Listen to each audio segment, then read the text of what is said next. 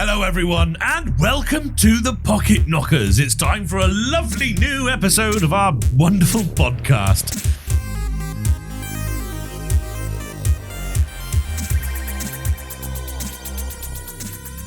Today we are joined by none other than Dave from RoseTintedSpectrum, as you'll probably all know him by. He's famous for wonderful, funny YouTube videos, and let's face it, the Breaking Bad influence series is probably one of my favourites. It's so good.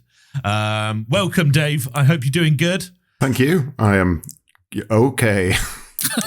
That's all I've got. I'm mediocre at best. I'm bearing up. Also, obviously, Yes. Ed's here. Sorry. Always good to know. Yeah, sorry about that. And also, Rosie is not just a YouTuber of almost 2,000 subscribers, so go and help him out with that. But he is also a podcast co-owner as well. Indeed. 10-hour timestamp. Really good podcast. So let's get the theme down of that podcast. Okay. Basically, from what I gather, you and Stu play a game for 10 hours, and every hour you check in and say how you're getting on. Really good. I love that. Yeah. It's kind of like the diary entries from Big Brother, but not whinging. Well, actually, no, there's loads of whinging, but not about other people, about a game. What is he doing? Playing games is the answer. Exactly. It's a very good premise. I am guilty when recording retro sesh videos in times past. You would literally have a shelf full of games and you would play it for half an hour whilst you were recording, and you would just cut out any good footage, put it back on the shelf, think it's a piece of shit because you didn't give it enough time to actually get into it and even learn the controls, and forevermore you hate it. In fact, 3 of those are on my list today, everyone. But yeah, when you obviously 10 hours gives you a ruddy good long time to be able to really say it's good or not. What happens if, it's a game that you can complete in 2 hours? Well, this has happened a number of times because I'm much better at playing games than Stu is. So what tends to happen is Stu is halfway through by the 10th hour, and then I'll have finished it by about hour 6. And we had to kind of, the first time it happened, I had to like surreptitiously say to him, Stu, so if perhaps maybe a situation occurred where one person completed the game, because we don't talk to each other about how the game has gone. So I had to ask him this question, and it was the Commodore 64 version of Teenage Mutant Hero Turtles that I'd completed. And we came up with the idea of, okay, well, try to, within that 10 hours, play other things that you can talk about. So it was easy enough with that because there was the NES port, there was a Spectrum port, there was loads of different versions, all completely different. I mean, the not even the same game, half of them. So we fill the time with that. Or, depending on the game itself, it could just be that we try to play back through it again with that C64 version of Teenage Mutant Hero Turtles. Yeah, right. I played through the entire thing without hitting a single enemy and nearly completed it because it's crap. Oh. So well, there you go. We do that as well. I don't think it's on any of our lists, so that's good. I'm good, because I hate it. I nearly put one of the TMNTs on. I think it was NES. I just couldn't remember it well enough, but... not C64. It's not worth remembering. No. And guys, we should say at this point, of course, RoseTintedSpectrum is here, and this is not going to be like any other one that we've done that's just about video games. This is specifically 8-bit video games. I think that neither Ed or I have put any 8-bit games on our lists previously. So you have one. I did. Did you? I remember Grange Hill. Spectrum. Of course. Yeah. How could you forget? Gonch. Yeah. Exactly. And of course, just rewinding a bit there, 10-hour timestamp is with RoseTintedSpectrum, aka Dave, who's with us here. And we mentioned Stu, that's Stu the Brummie on Twitter as well. It's a really good project. It's really good fun. And it's a really good way to relive through some of those games that maybe you did only pick up and play for a little bit. And actually, what do those guys think of it? It's always worth a bash. So make sure you do check it out, everyone. Before we move on, I just wanted to talk about Bad Influence for a second, because it was one of the shows I almost forgot until I saw RoseTintedSpectrum's. Yes, it's hilarious, but also recently I've noticed Violet Berlin has been tweeted your videos. Breaking yes, she influence. Has. I'm allowed to say this because I know she won't be listening, but I think she is now my best friend, which is brilliant. So Violet came across it. I think somebody had posted, one of these big 80s accounts that post nostalgia stuff had posted about Bad Influence. Somebody who I wasn't following and they weren't following me had said, oh, you should check this series out, and linked to Breaking Bad Influence. And then Violet Berlin commented on that, and that's how she found it. So just some random person on Twitter commenting on some other random person that ended up with Violet Berlin watching it, and she absolutely loves it. She's got a son to watch it at university, and awesome. I chat on Twitter every now and then. Yeah, she's absolutely lovely. She's as lovely as you could imagine Violet Berlin being, basically. Yeah, she's fantastic. What about Andy She Crane? is my best friend. Nope. I've said we need to keep Andy as far away from it as possible because he's too precious. I mean, we can't allow him to be salted by my angry words. Bad Influence was so long ago that I was that little. I used to think Andy Crane's name was Andy Crayon. That's how long ago it is, but yeah, it's great. It's like Penny nostalgia. Crayon's brother. Yeah, exactly. It is. It's nice to go back through and get unnecessarily angry about things that happened 20 to 30 years ago. Which is good, because that's what's going to happen on the second round of this podcast as well. Exactly. So, continue, Michael. Explain to everybody and RoseTintedSpectrum what we're going to be doing. Of course. So, Rosie, be honest. Have you ever watched or listened to one of our podcasts before? Yes. About an hour ago. Good. Likewise. I was looking through the Christmas special. Okay, yeah. And wheels were spinning, people were talking. There was all sorts going on. So I nodded. Yeah. Okay, so I'll talk you through it, and of course, for everyone as well. Basically, in the first round, Ed and I have 10 of our favourite games. We spin a wheel, and that wheel will land on one of those games, and we will have to then fight for why that is better than the other person's game. You then, as an impartial judge, will, select the winner, whether it be for its comical attributes and or factual knowledge, or however passionate someone's talking about the game. You be the judge, literally. You be the judge. Judge Judy and Executioner. Yes, Judge Rinder and Executioner. So, round 2 is the shit round, or the bad games round. It's exactly the same, but of course we're arguing for why one of these games picked by the wheel is the negative one. Okay. And finally, as you know, Mr. Dave, we have your list of 10 games, and you've picked 10 games, maybe not the most dearest to your heart, but you think that you're going to catch us out with these and we're not going to know what games they are. I can already tell you, I don't know any of those games.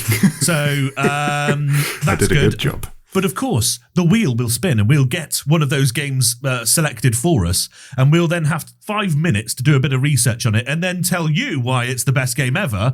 Okay. Rather like a car salesman slaps roof of Master System game. This is good to go. There you go. Pretty much in a nutshell. That's great. Could you repeat that, please? So, round 1. We'll have games. We have to... It's all right. I don't care anymore. Get on with it. Yeah. I'm gonna put my hands up here as well, and I tried to be the cocky little shit I am when I saw a few games on Mike's list where I went, hang on, that was on the Mega Drive, the Moonwalker. It was. That's on the Mega Drive.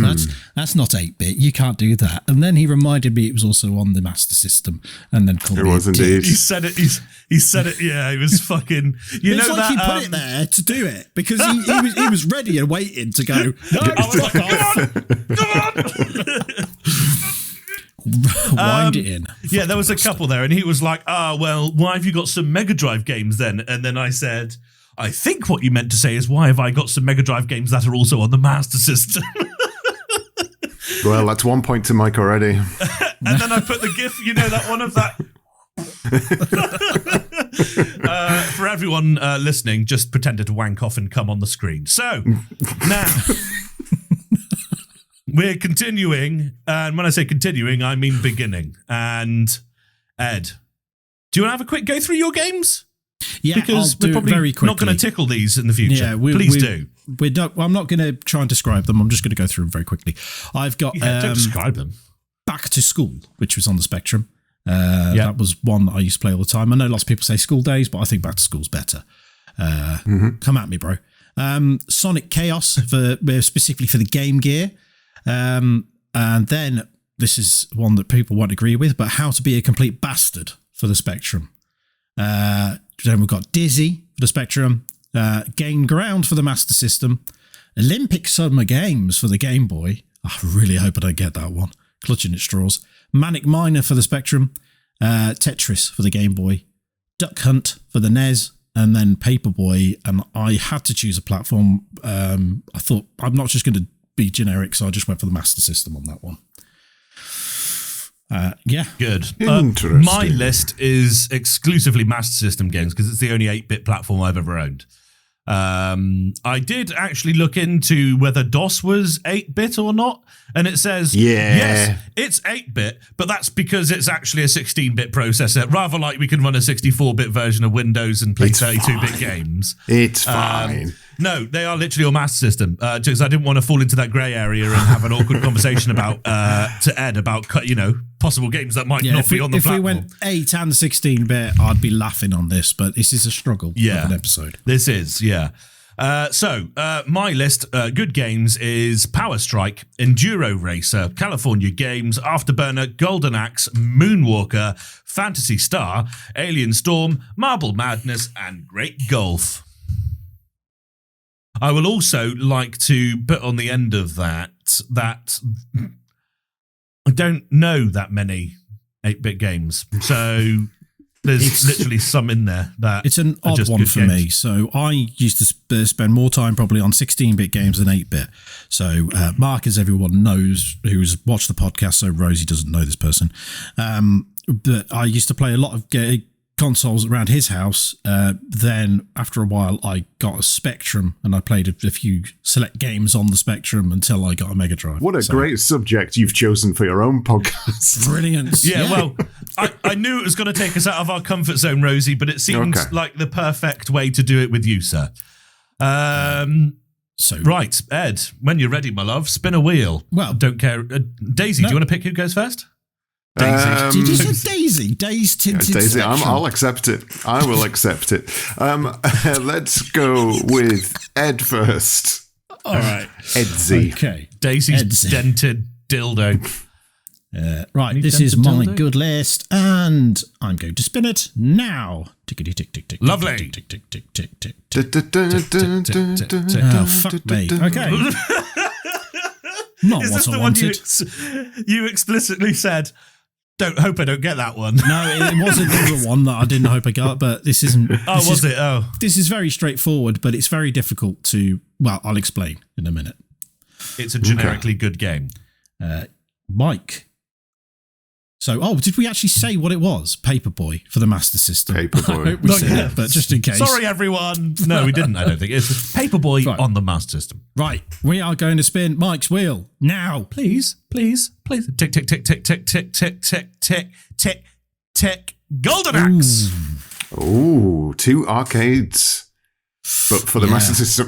two dirty ports. Yeah. That's it. That's good. That's good. I think that's quite an even face-off. I think it's that's pretty good going, I think. I mean, you can't really go wrong.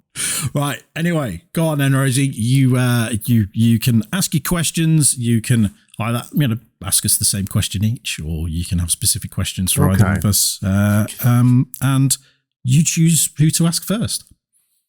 Right. We'll keep it simple first off.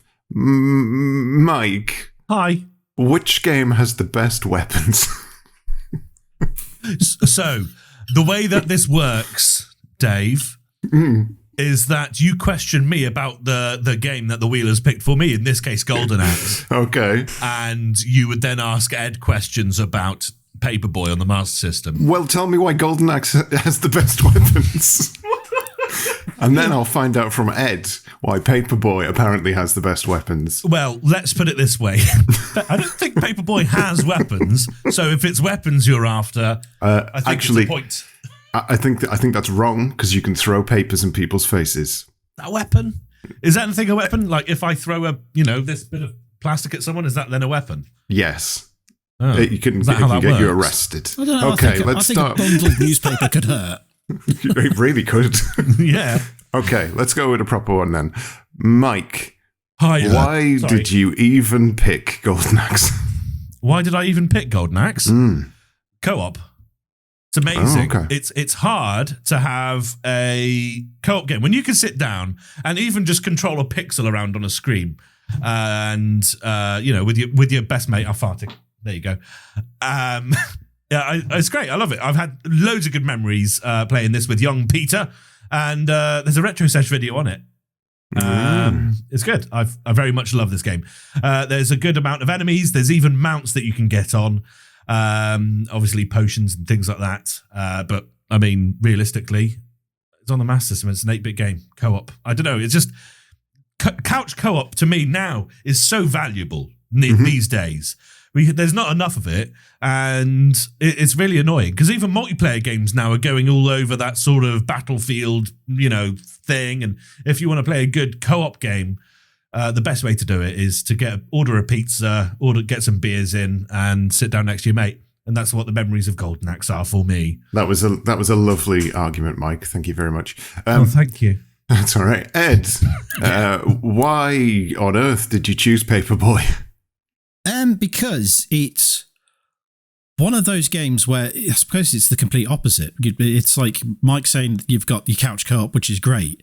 There's not many games that are single player that can occupy your time when you're a lonely child like I was. And Paperboy was great for that. And you could also vent some frustration by trashing houses of non-subscribers for. Because what it was is people who subscribe, they subscribe to your newspaper. You got to go along. You got to deliver perfectly to their houses, avoid obstacles, and make sure. I think it just said make sure you don't trash the house. But then there are people that you don't subscribe to. You can go past to, but you can wreck their house as you go along as well, which is nice. Yes. There should be a YouTube variant of this game. What, like real life Paperboy? It should be called Amazon Delivery. No, it's just like people who don't subscribe. You have to go over and just throw shit to through make them subscribe. You have to throw play buttons through there. Yeah, I like that. Yeah, but I mean that's why I liked it, because it was one of those games that the single player that could keep you occupied for a bit. You try and beat your own score, things like that. Okay. Well, that would bring back to replayability then. How much replayability does Golden Axe have, Mike?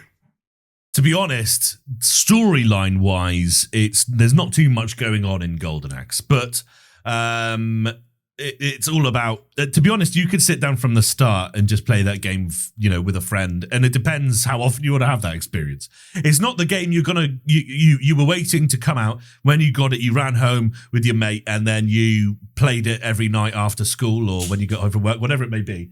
You didn't play it every night to try and complete it as such. You were just happy to just be playing it regardless. So I feel like it's the sort of thing that you would you'd pick up maybe on the weekends or whatever when your friend came round for dinner.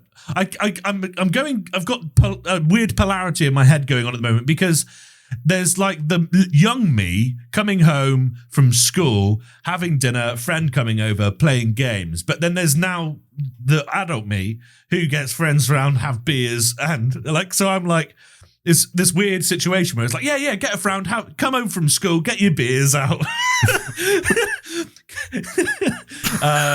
But yeah, it's more of a social thing, and that's the moments I'm trying to treasure and remember from this game. Yes. Yeah. From when you were a drunk child. When I was a drunk child. Yeah. Dude, I used to have Carlsberg in a Tommy Tippy cup. Who didn't? I wonder if you shook that, if it frothed out the top. Hey, that's a good question. Let's go Yeah, find out immediately. Boom. And your son's called Tommy. Fucking hell, Jesus Christ. Let's not go there. Right, moving on.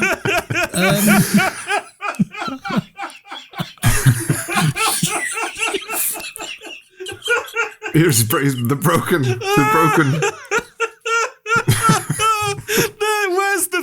answer.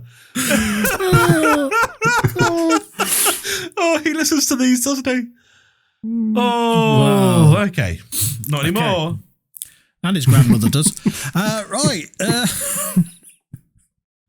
Yes, let's moving on. Do you have any other questions for me? Well, same question again then. Where does the replayability in Paperboy come from? Replayability is... honestly, it's either, beating your high score or attempting, it's progressing between each street. So you've got easy street, you've got the middle road, and then you've got the hard way. So it's the difficult paths there. It's difficulty levels. Then you've got the bonus bits at the end where you've got to attempt to hit different items.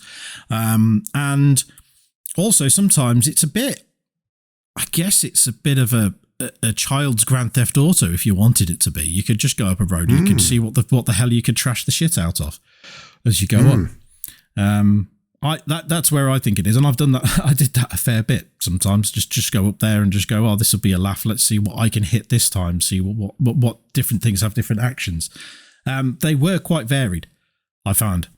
When you play it, they had a lot of different objects that you could avoid, whether it be cars or dogs or pedestrians. And yeah, sometimes it's just fun to see what happens there. It seems like you wouldn't expect that from what seems like a linear game where you're just on a bicycle going from the bottom of the street up to the top of the street, but you can have a lot of fun out of it. This was, as you'll know, it was an arcade game originally, and it was a really unique design for the arcade game where you had bicycle handles. Yes, it was really good, and the idea that that is a novel element, and you can remove that novel element and port it to a console, and it still be a good game. That shows how good the game is. Yeah. Okay.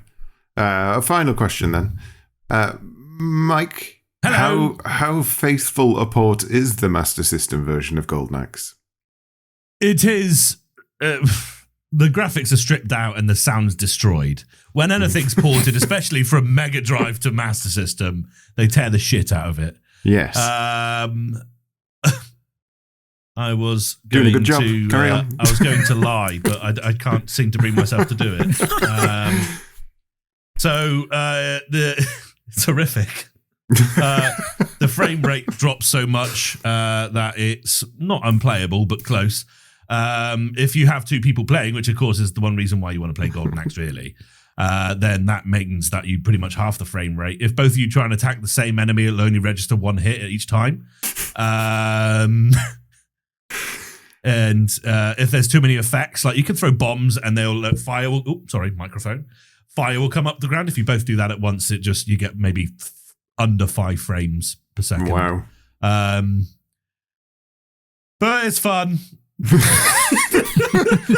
Wow. Do you need a shovel? No. I knew that was going to come up. I thought I almost got away with it, but when I was younger, and those times I'm reminiscing, I'm actually talking about the Mega Drive version of this game. I did play this in my adult life when I got it on Master System, because I only got a Master System in my adult life, and then realised actually not the best. But hey, I was trying to find 8-bit games, and I found some. You did, and I threw the curveball at you. I apologise. Yeah, well, at least I was honest, though. Eh? I think was yours anywhere near the fucking arcade version? Go. Right, but I'm gonna. Is yours anywhere near the arcade version? They're both arcade games. What I was going to say is the one I'm talking about here is the Master System version again, and I've chosen that one because the graphics are better. But weirdly enough, the one I remember playing more, like Mike said, the one I remember playing more was on the Spectrum, actually. I used to play it on the Spectrum, but graphically, more the colour palette and everything is a lot better on the Master System. Yeah, that's why I've chosen this version. I played it a handful of times compared to the multiple times that I played it on the Spectrum. That's why I chose this version. So it's kind of the opposite of Mike, really. Yeah, it's not a bad port. All the Paperboy on Master System, considering what they had to work with. The NES was a bag of dicks, I found. Yes, yeah. There's a lot of Nintendo ports that are absolutely horrific. Especially the NES, definitely. Yeah. I mean, Well, if we're there you go. going to move away from 8-bit, one of the best ports I found for the SNES was when they did Killer Instinct on the SNES. That was amazing. The way they got the soundtrack to work on that, it's wonderful. Yeah, and it came on a black cartridge, which was very exciting. Yeah, my mate got the I used to own cartridge, it, actually. and he also got the soundtrack that came with it as well. Oh, wow. Bloody Mr. Fancy Pants. I think there's a Retro Sesh video on that. There might well be, actually. But they're dead and it doesn't matter. You've killed them. Either way, Dave, come on, give us your feedback. Who won? Who won that first round? Am I basing it on my own feelings or your arguments? Because if I'm going by... You've got to remain unbiased. Imagine you don't know these games. Imagine you've never heard of them. Okay, well, I regrettably will have to go with Paperboy on this one. Even though I hate Paperboy, I think Mike absolutely buried Golden Axe with his final answers there. Yeah. While I appreciate the honesty, Mike, I now never want to play Golden Axe ever again, thanks to you. So. No, Mega Drive, honestly, it's an amazing game. You've soured all of them for me. All of them. Even Warrior, the RPG. Yes, anything related to Golden Axes in any way. Oh, no. There goes your collector's version of Commando. But you're right, Paperboy is a bit shit. Right. Yeah, I don't like Paperboy. But it doesn't matter. I won. No. Right, so we both picked fucking shit games and you won. We're going wrong here somewhere. Yeah. Welcome to the Pocket Knockers. Right. Okay. Next round, of course, the shit ones. Let's fight for whose game is the worst. Ed, fire up da wheel, son. No. Right, I can see as soon as I said it, the look on your face was, well, I'm not doing that. Not with that urban patois. It's Mike's turn, isn't it? So let's find your shit list. My shit list is test. Oh, that's interesting. You've got Back to the Future 2 here, which was the Master System, wasn't it? Yep, as aforementioned. That's the only console Mike has ever played. Apparently not. Apparently fucking not. I've got a t-shirt of a Dreamcast. No, I don't believe it. No, it's just a Master System in a different shell. Such a fake gamer. Because I chose Back to the Future 2 as well. I chose the Spectrum version of Back to the Future 2. That's what I did. Right, let's have a look at your shit list and spin it. Oh, do we want to go through it first? Tick. Oh yeah, okay. But first, you've got. Go on, say it, because I'm not saying that. Ayrton Senna's Monaco Grand Prix 2. Very good. And what were the other ones that you had on your list? The other ones I had on my list were Ayrton Senna's Moto. Why do I keep saying MotoGP? Nobody Monaco knows. Grand Prix 2. Indiana Jones and the Last Crusade. Jurassic Park. Zillion. Back to the Future 2, Transbot, Home Alone. I'm sorry, I'm going to stop slapping the fucking down arrow in between each game. Thank you. James Bond 007, The Duel, Casino Games, and Dick Tracy. Dick Tracy. Was that on the Master System as well? Was it? I remember playing that one on the Mega Drive. Do you, Michael? Mike's never played a Mega Drive. No. Well, I don't own one. Don't own one up there. Don't own it. Right. Okay. My shit list. I'll read mine out first. Go on. Why Rosie's fucking camera's gone all over the fucking place? It keeps changing. I'm shoving it. Oh no! How does that fucking work? Something like that. Oh, just to clarify, we're all pretending to push the crop edges of the cameras. We're all being mimes. Hilarity ensues. Yeah. Right. Fucking hell. Your shit My shit list was okay. So I've got Mortal Kombat for the Master System. I'm just going to say now, I was deliberating between either the Master System or the Game Boy for this, and I went for the Master System. Yeah. Then I've got EastEnders for the Spectrum, Nightmare for the Spectrum, Crazy Kong for the Spectrum, E.T. for the Atari because someone's got to mention it, Bible Adventure for the NES, Where's Waldo for the NES, Back to the Future Part 2 for the Spectrum, Ghostbusters for the NES, and Back to the Future Parts 2 and 3 for the NES. So that's what I've got, and let's see what I fucking get. Tickety tick tick tick tick. The wheel is spinning. Tick. Whoa, tickety! Ow! Nightmare you've got on the Spectrum. Very good. Nightmare for the Spectrum. Hopefully, there's people out there going, "You can't say this is shit." Yes, I can. Is it? I've never heard of it before. It's based on the TV show Nightmare. Yeah, I remember the TV show. Yeah. Yeah, it's basically imagine that, but shit. Yeah. Sounds like Dave's on your side. He's not allowed to be. No, to be fair, I don't have that much experience with it because I don't think I ever got out the first room. So you should be okay. This is my problem. So that's good. My downfall is I've never completed the game. Yeah. So okay. It's over to you then. Yeah, okay. Mike, I've never played the game you keep mispronouncing, so tell me why it is so horrendous. Tell me why! First of all, I remember when I first put this game in, and you... First of all, there's really broken English at the beginning. You know you don't have, like, on Master System and indeed 8-bit games, you don't have, like, a cinematic or anything like that to welcome you in. You usually just have some text to maybe develop a bit of a story if need be. But it was literally, I'm just trying to find exactly what the text was, quote for quote. But let me just have a look here. There it is. It says, and I'm saying this for comical purposes because I can't believe it was actually released like this. But it was, no, fuck it, whatever, fuck it. But it's like broken English. You know, like when you see, like when you read like an instruction manual for a belong to us or something like that. Yeah. Very much like that. And I was like, it was a bit of a red flag at that point because I thought this is a licensed game. It's Ayrton Senna when he was alive. A checkered flag. Sorry, carry on. No. I had to stop you there. What an absolute reprobate. Yeah, so that was a checkered flag when I turned it on. I thought this was going to actually be a fairly good game. Nigel Mansell's racing on Mega Drive is very good. And I thought this could have been like like I was going to say a prequel, but no, literally just before that. But it's not. It goes south from there when you realise you can't play as Ayrton Senna. I thought that you would be driving his car, for instance, and you'd be doing races and against them. No, none of that. So it's just got his name on it.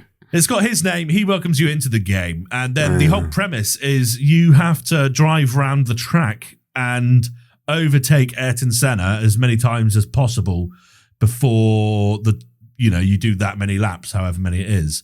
Now, this is bad, as you can imagine. You can probably tell already, because Ayrton Senna, especially in the early, I think, 94 when this game came out, maybe, he was the dad. He was the daddy, He was pretty much fucking top dog. So for you to be driving circles around Ayrton Senna was both unrealistic, and you're probably a fan of Ayrton Senna, so you're kind of slagging him off at the same time. So it's a really weird sort of thing.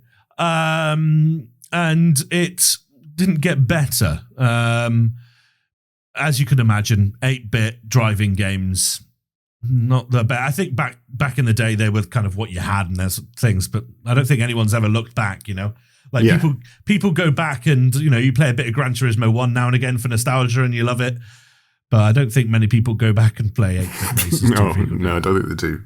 And that's pretty much seals the coffin a bit there. Yeah. Okay. Well, Ed, Ayrton Senna doesn't feature Ayrton Senna in any meaningful way. Does Nightmare feature Nightmare in any meaningful way? Nightmare features some guy with what looks like more of a pointed beard than your big bearded guy. What was his bloody name in Nightmare? Come on. It was Treguard. Treguard. Don't look like him, but it's a Spectrum. For some reason, people think you can get away with that because it's a Spectrum. Now, with this one here, you've got the countdown timer is shown in the form of a candle down the side of the screen. And the further you go, the more steps you take, the more time it takes. This candle goes down, and you've got to navigate your way through rooms to get to certain areas. You've got to have different objects to get things. It's pretty much your normal. It's one of those normal games that it's like you go this place, you pick this up, you pick that up. It's just that's all it is really. Which is not reminiscent of Nightmare. I give them credit. They really tried with the art style of the rooms to go for Nightmare, considering the limitation of the Spectrum. Some of it actually looked quite pretty, but it doesn't mean the game's not shit. The instructions that are given aren't great. You have the most impossible of tasks to progress further. You can normally get through you might be able to go about 3 or 4 rooms, which is at the beginning of it, which is great. It doesn't mean you're not going to get any further. You're just saying that walking past these fucking rooms going, what do I do? Where the fuck do I have to go? Nothing is as clear as day in it. It just doesn't work. And don't get me wrong, Nightmare was always a challenge. The TV show, how many times have you ever seen someone win the TV show? But at least they had fun doing it, and you had fun watching them do it. Doesn't mean that this game, no one would have fun playing it, and no one would want to fucking watch someone else playing this fucking piece of shit. I spent a good few hours on this game just trying to do the first part of it, which is, as I say, navigate through maybe 4 rooms, trying to circle around. Until I was that determined to think maybe it's better afterwards, and I probably managed to get a little further, and then just the same thing happens, and it's just no point. It's all it is a lot of trial and error, but for that trial and error is not worth it. There's no replayability for this game for you to go, I figured that bit out now. For next time, I'll be able to do it quicker this time. No, you don't want to. You want to go play something else. Yeah, that's fair. Okay, Mike. Hi there. Are there any, there are, but I want to know what they are. Are there any alternatives that you would suggest to people instead of buying the crap game that you've put forward for the same kind of generation, same kind of time period? What would be the exact opposite of this? The problem is, as you know, I haven't really played that many 8-bit games. There was one that of this generation that I did play and I remember enjoying back in the day. And I can't remember what it is. Let me have a quick Google. But Perfect. It was actually a genuinely good game, and it felt it was very similar. Very short horizon. The corners come out of nowhere. That sort of scenario. But it felt more. You could see the gauges in front of you, and so it's a bit more immersive, I guess you could say. Yeah. Whereas for an 8-bit game. Yeah, this is like, floating camera behind the car, chase camera, I guess you'd say. Right. I think if there was any element that would put a positive spin on it, it would be maybe a little hint of realism in there somewhere. But it was a DOS-based Grand Prix game. I think it was just called like Super Grand Prix or something. I've literally found it here. Grand Prix Circuit is called. Lovely. By Accolade. And as soon as the music started there, that little 8-bit music, ding, ding, ding, ding, ding, ding, ding, ding, ding, ding, ding. I was, that's nostalgic, yeah. So there you go. Grand Prix Circuit is what I'd recommend. And I was just skipping through the video we made on Ayrton Senna's MotoGP 2. And I remembered there's not even any opponents on the track. So you overtake Ayrton Senna, and then for the other 50 seconds it takes you to do a lap, you're just driving around on your own. It's absolutely horrendous. I couldn't believe it. I must try and find out if I, selected a stupid mode or something. I don't remember. I remember being pissed off that there wasn't any people on there. But the fact that they call it Monaco Grand Prix 2, I mean, just to clarify, they're specifically saying this is Monaco. They've got a background on the game, on the horizon of some buildings. Oh, that's Monaco. Oh. Yeah. The audacity. And then Grand Prix, I mean, to throw that those couple of words out there which inspire competition and Formula One, and then not to even have any direct competition, I guess you could say, is pretty much a non-starter. Yeah. But yes, in answer to your original question, Grand Prix circuit. Okay. Well, a similar question for Ed then. Probably slightly harder based on the time and the type of game it was. What would your alternative suggestion be for a good game like Nightmare? The Hobbit. The old typey. Yeah. I know this isn't much of a typing thing because you've got your joystick or your keyboard and you can navigate through it, but it's just trying to be a slightly less typey adventure game, and it fails at it miserably. And I think The Hobbit has got more of what people would expect from it, really, because and what platform that's is what it on? Trying to be Spectrum. Oh, okay, nice. Yeah, they're both on the Spectrum. But that's the one I can really think of. I can't think of another game so similar to it around the time. Someone will probably correct me on that, but I can't think of anything. I'd say The Hobbit, for this being the Nightmare, if it's selling it on title and title alone, it hasn't done very well. I'm sure there's a picture of Treyarch at the beginning of it. It doesn't look anything like him. The only picture of him really is on the cover of the game itself, and there's not even any music. I know sometimes the music is a limitation and it can be quite resource heavy, but at least have it on the titles or something. There's nothing to say it's Nightmare except for the fact it says Nightmare at the beginning. Indeed. Gotcha. I think that is all of my questions for. That was a very good question as well, by the way. I've never, no one's asked. Very good questions there, Dave. Right, crack on, as you were. Okay, well, I think the winner of that round, it was actually very close on that one, but I think Mike has taken it by filling in the details on just how terrible the actual racing segment of the racing game is. When that single pass center, and then this sounds like the most boring thing in the world. At least with Nightmare, they tried to do something. But it didn't work. It was difficult. It was sometimes it felt like even once you've found out what you had to do, it doesn't make any sense. No. But at least they tried that. With Mike's one, I'll agree. And I think he said the name of it. I can't remember, but there was a Grand Prix game on the Master System that's a hell of a lot better than his. I didn't say a Master System one. There was the Mega Drive. There was a Grand Prix one for the Mega Drive. I thought you might have been discussing a port, but there was a Mega Drive one that I think me and Fleur actually played once. Nigel Mansell was the one I was thinking of. There we go. Mustache. Yeah, Nigel Mansell was the big one. He was. He did very well in touring cars as well. Loves a Ford Mondeo. Right. Round 3, everyone. And this is the list of Dave's games. So we've got Deja Vu, available on Mac and NES. Are there differences between those two, Dave? Or are they just, is it literally a straight port? Mac was the one that I played, to be honest, but having the mouse to move around made it a lot easier. Whereas obviously NES, you're having to go into menus and stuff with 2 buttons and a D-pad, which isn't ideal. Gotcha. Second is Motos. The Fight of the Sumo Hoppers. Okay, good.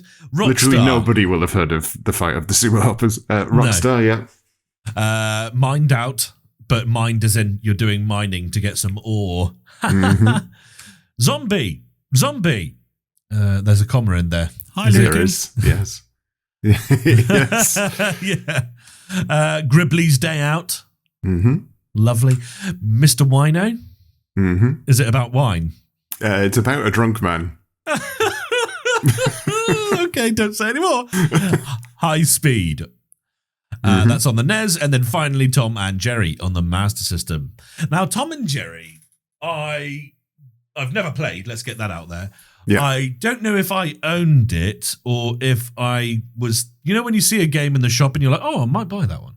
Yeah. I think it might have been that situation. Was it Mega Drive, though? Did they have it at the Mega Drive as well? No. I don't. Maybe they did. I don't think it was the same version. No, I think they had like a Sylvester and Tweety one on the Mega Drive, actually. Right. That might be it. Gotcha. Memory's hazy. Okay, Edward. Get Dave's wheel ready. Let's go for it. Spin it. Who's going first? Come on, you choose, Rosie. Who's having the first spin? Ed, you can have the first spin. Oh, thanks. Oh, lovely. Dick. I will allow it. Dick. Oh. Fucking hell. Bring it. The fight of the sumo hoppers. Lovely stuff. Well, good luck finding any information out. I'll give you that. Was it a game you made? It might as well be, honestly. It's probably going to be quite difficult. Good stuff. Okay, good. Michael, And your wheel is spinning. Mine. Now. Is it? Oh, tick, tick, tick, tick, tick, tick, tick, tick, tick, tick, tick, tick, tick, tick, tick. Mum slag. Ripley's day out. Lovely stuff. Yeah. Ripley's lovely day out. Oh, I do C64. like having Gribbly. I hope he does have a nice day out, because it'd be horrible if Gribbly didn't have A a nice lovely day out. time. Lovely Everyone, stuff. we're going to go away for 5 minutes, do some Googling, rampant YouTube watching, and we will be right back. And we are going to try and sell these games back to RTS RoseTintedSpectrum, Rosie Dave. Yeah. Mike's got such an easier job of this. But that's not good. That means you're already discounting me. If Ed even gets the genre right, you're going to give him the point. You're going to have to do as much digging as Ed does. It's all based on value. It's all yes. It's how we sell it as car salesmen. Right. See you in 5.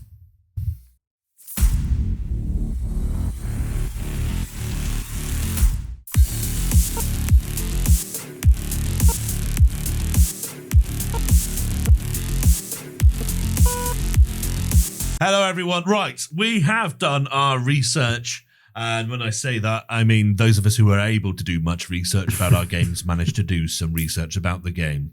Right, let's just let Dave kick it off. Go on, mate. Okay. Right. I am an 18-year-old single mother who is purchasing a game for her son, who we'll call Thomas. He likes all games. And he wants. Hold on, wait, no, she's 18, so that would make him too young. Let's bring our age up. I don't think it matters. So, this single mother wants you to answer the question: why should I buy this game for my son, Mike? Yeah.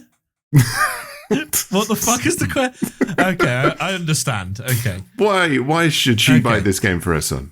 I work in Game Station, and you're a single mum coming in and asking yes. if of an undisclosed age. If Gribbly's Day Out would be a good choice for your son. Yes, it's very clear. Then, it was very clear, Mike. I know, yeah. It's quite hard to explain, though. You're right. It's a simple premise, but hard to explain. Like and comment below your explanation of how you would phrase that question. Now, Gribbly's Day Out would be a lovely game for young Thomas, Sharon, because I think it's got a little bit of everything. It's all about bringing family together in Gribbly's Day Out. He's going out looking for all his offspring. It's an underwater-based game, and I know your son likes swimming with his BSc. That was a Red Dwarf reference, Ed. Did you like that? Bronze swimming certificate. Yes. Yeah. And he's all about fun times, hovering, underwater antics, and rescuing offspring. Oh, excellent. And then she's going to ignore what you've said and go over to another person in the shop and ask them exactly the same question. He will just Ed. Hi. Hi, my name's Sharon. Please tell me why I should buy this game for my son Thomas. Well, Sharon, the fucking game, the fight of the sumo wrestlers, not just fight of the sumo wrestlers. It's the Sumo hoppers. Sumo hoppers. Fuck. Oh, someone forgot what their favourite game was called, didn't they? Sharon knows more about this than you do. I get on Shazza. It's a busy store. So Well, that's fair.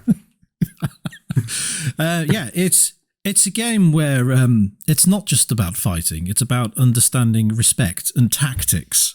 So your son there will be there understanding the respect of sumo wrestlers and about how the simplicity of a game itself can make you love it, because there's no fancy visuals in this.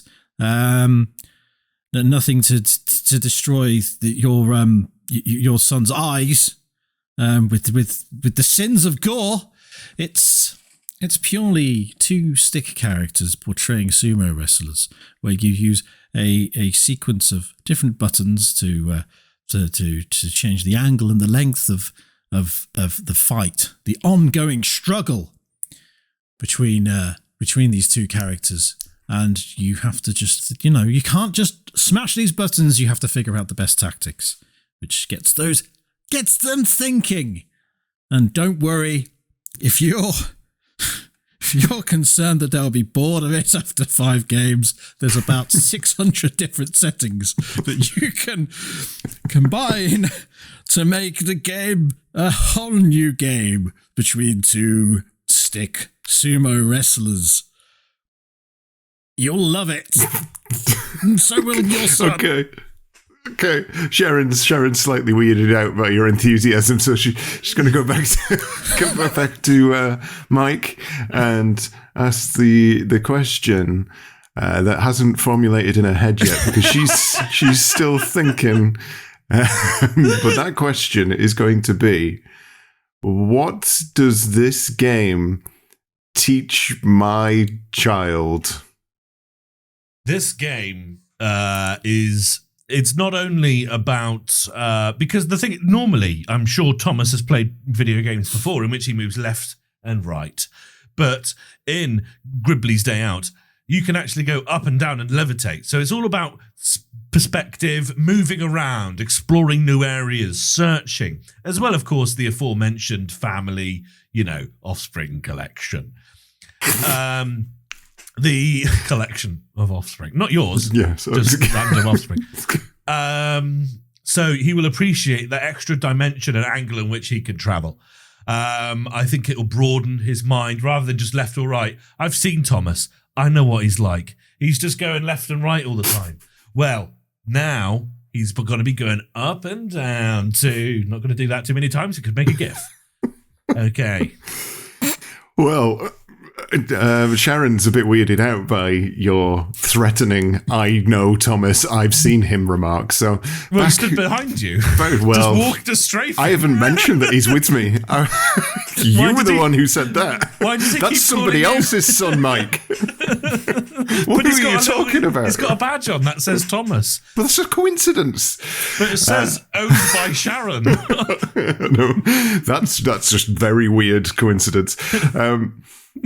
Going back over to Ed, Sharon puts the final question. Ed, my son loves options. What kind of options would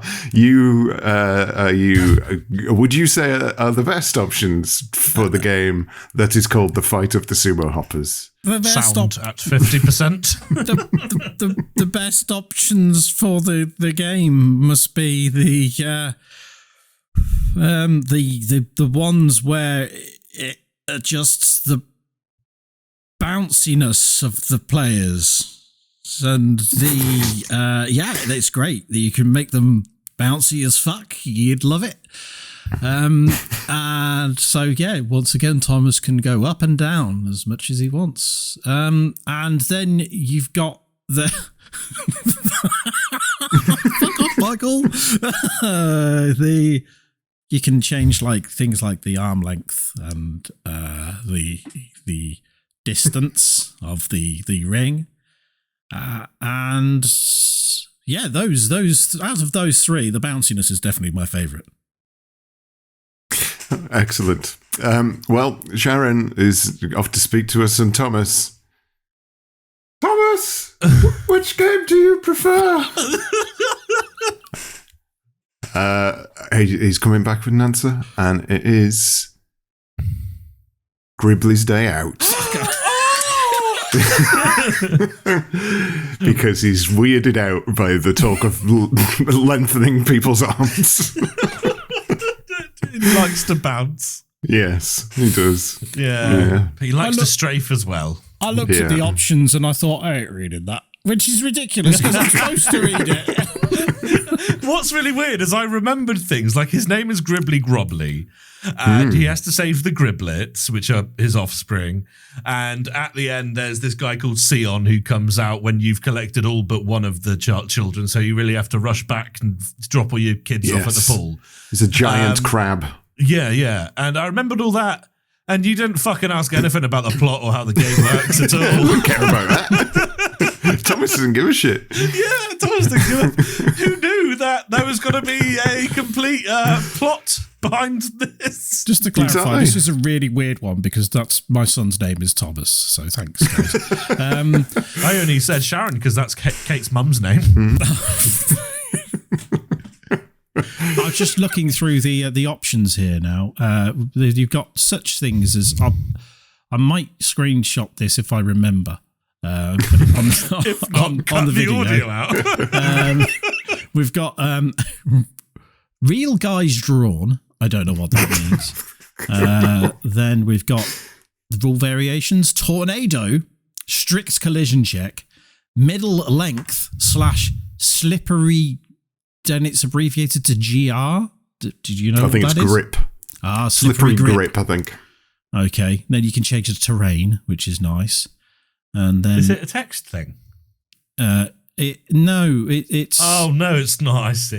They do look like stick characters. It's very basic. What is it? It's like ASCII only, isn't it, or something like that? Yeah, pretty much.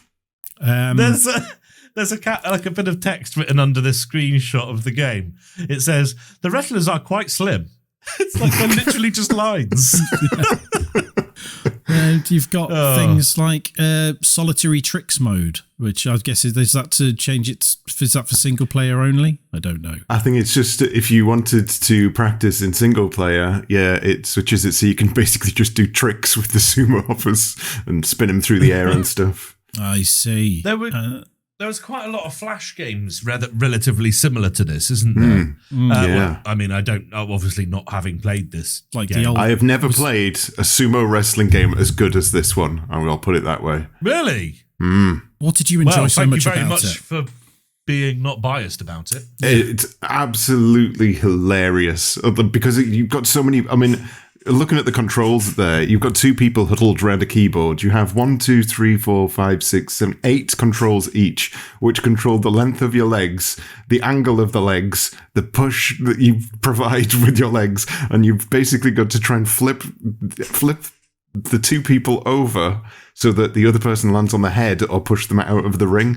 And it's like it's basically like QWOP. I don't know if you play QWOP, the game where you've got to run, but you control your legs with the Q, W, O, and P keys. Oh, right. It was like an old Flash game. It's kind of like that, but two people are trying to do it at the same time against each other. So it just ends up being absolute madness, hilarity. Right. Might have to try this. And what was yours again? Was it Gribbly's what?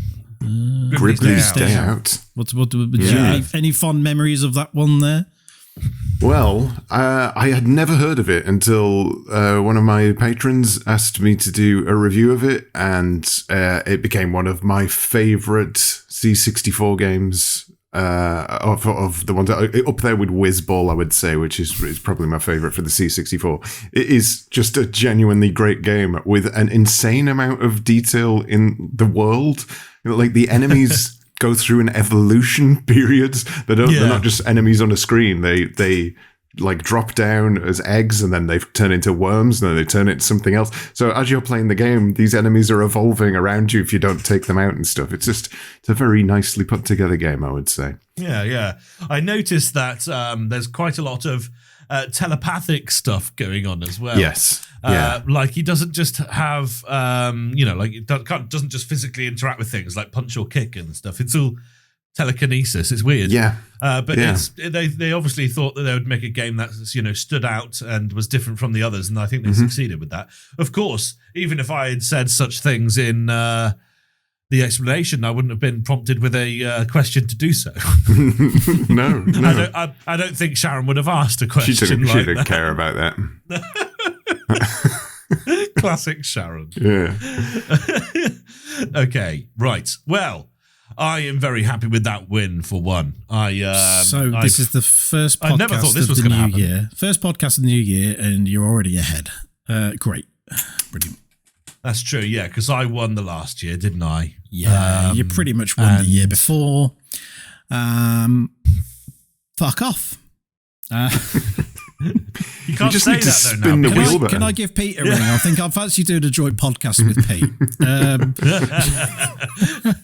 Sorry, joint podcast. He'll be there and not do anything if you want that. We love you, Pete. Love you, mate. Right. He's got new carpets in his house now. That's nice. Thank you for tuning in, everyone. That's a very Alan Partridge moment. Thank you very much, Dave. Rose Tinted Spectrum, so on and so forth. Do you want to do your bit? Do you want to do your bit, Rosie? Yeah. You interrupted my fucking outro for that. Yeah. I'm on the internet in the places. You can go on the YouTubes. I'm on the Twitters. And people will find me if they want. And of course, 10-hour timestamp. 10-hour times, all of that stuff. I'm not very good at self-promotion. No. How often do you release those podcasts? Once a month. Once a month, okay. Yeah. Same as us. Well, we say we do. Watch out, Ed. You've only got 2 weeks to get this. Fuck. It's that darn job getting in the way, isn't it? Right. Thank you very much, everybody. We'll see you soon. He's going to tell me off after this. He's going to tell me off. He's going to spank me for making jokes about unemployment. Come on. See you next time, everyone. It's been good. Thank you, Dave. It's been lovely talking to you in a bit more personal, what's it, rather than just commenting on each other's videos. Like, oh, I like that video you did. That was good. I said bye. Bye. Waving noises.